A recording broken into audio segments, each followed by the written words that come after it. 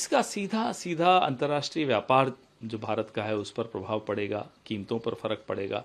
और जिस तरह से 2014 से पहले नरेंद्र मोदी इसको मुद्दा बनाते थे, आज वो कैसे अपने ही पुराने वीडियो जब देखते होंगे तो उन पर क्या गुजरती होगी, ये सोचकर हमें भी हैरानी होती कि देखते तो होंगे, नहीं तो हम ही दिखा देंगे, वो अलग बात है। आज अर्थव्यवस्था की स्थिति ऐसी है कि सामने दिखाई दे रहा है इन्फ्लेशन बहुत ज़्यादा बढ़ने वाली है। एक जंग छिड़ी हुई है जहां हमने हमारी विदेश नीति की जो ढुलमुल विदेश नीति रही है उसका प्रभाव भारत को सीधे सीधे झेलना पड़ रहा है। स्ट्रेट ऑफ हॉर्मुज चीन के लिए खुल सकता है, जापान के लिए खुल सकता है, रशिया के लिए खुल सकता है, भारत के लिए अभी खुलने में आनाकानी हो रही है क्योंकि हमारी विदेश नीति की का सीधा सीधा दुष्प्रभाव है। आ रहा है जो आप कह रहे हैं कि कुछ शिप तो आ रहे हैं, हालांकि उसके ऊपर क्रिटिक्स ये कह रहे हैं कि सिर्फ 1.5 दिन की ही सप्लाई है। वो तो खैर चलिए वो ठीक है, उसमें भी आपने जो उनके सेलर्स रोक रखे थे उनको छोड़ा, तब जाकर उन्होंने वो शिप्स छोड़ी। इस तरह से विदेश नीति नहीं होती। ये जो हमारे रिश्ते, ऐतिहासिक रिश्ते ईरान के साथ रहे हैं, उनके ऊपर जो हमला भारत की सरकार ने बोला है उसका नुकसान एक एक उपभोक्ता को झेलना पड़ेगा। बहुत कुछ कमजोर हो चुका है और कमजोर हो रहा है। आप अपने पुराने आर्काइव निकालिए, क्योंकि मुझे स्मरण है बड़े बड़े नेतागण including my prime minister of today, वो कहते थे साख गिरती है, रुपया फलाने की कीमत को पार कर गया।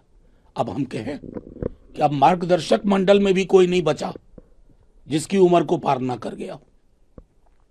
लेकिन कोई पब्लिक लाइफ में ना ये कहने का जज्बा होना चाहिए। अगर आज आपको लगता है कि इतना गिरने के बाद भी हमारी इकोनॉमी स्थिर है तो कहिए उस वक्त के लिए माफी मांगिए, हमने गलत बोला था। ये सरकार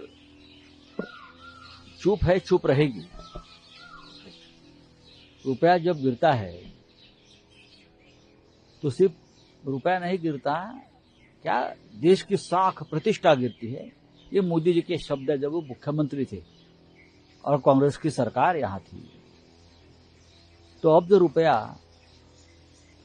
अब की बार 100 के पार डॉलर्स की तुलना में गया है और मोदी जी और उनकी सरकार, उनके वित्त मंत्री सब चुप बैठे हैं, आवाज तक नहीं निकाल रहे हैं।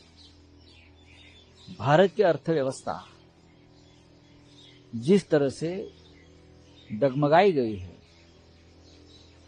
रुपया जिस तरह से दर दिन गिर रहा है,